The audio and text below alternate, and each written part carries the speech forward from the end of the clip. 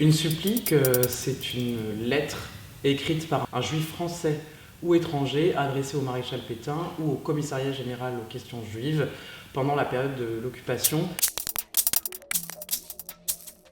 Alors le plateau est en bifrontal. Les spectateurs sont finalement assez proches des acteurs. C'est un rectangle aux extrémités duquel il y a des éléments de mobilier, on va dire, qui peuvent raconter tantôt un salon, une cuisine, une chambre ou un bureau. Les 4 acteurs et actrices ne sortent jamais de cet espace-là. Ils sont pendant 1h30 au plateau, sous les yeux des spectateurs, et donc convoquent tour à tour différentes figures, les auteurs et autrices de ces suppliques et leurs proches. Et on a souhaité que ce dispositif soit justement assez intimiste pour que les spectateurs puissent vraiment apprécier chaque détail, non seulement du jeu des acteurs, de leur peau, de leur expression, le dessin d'une main, un regard, presque le souffle de leur respiration, tout ça parvient au spectateur. On a tenu à ce que ça soit une expérience sensible, sensorielle et la plus intime possible. Et c'est par ce biais-là qu'on raconte les histoires. C'était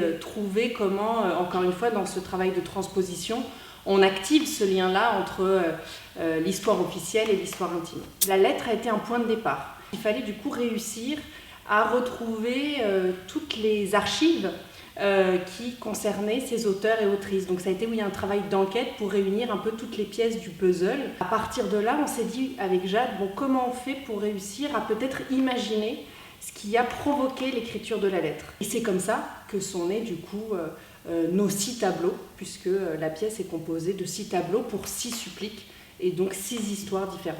C'est-à-dire qu'à partir de ces faits historiques, on essaye d'imaginer des situations dramatiques qui auraient pu précéder l'écriture de la lettre ou suivre l'écriture de la lettre. Il y a de la fiction dans notre écriture qui se tisse aux faits historiques comme une hypothèse.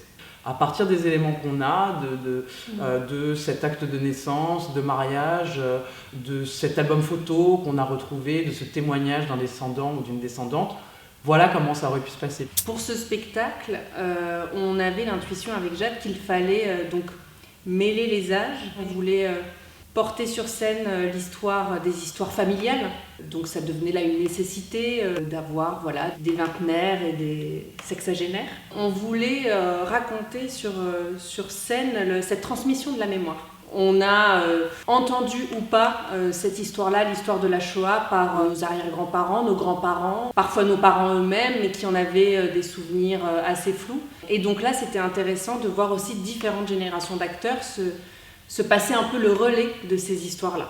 Oui, on peut dire que c'est un spectacle qui porte une grande vitalité, puisque justement ce qui nous a intéressés aussi, c'est de raconter leur lutte pour la vie.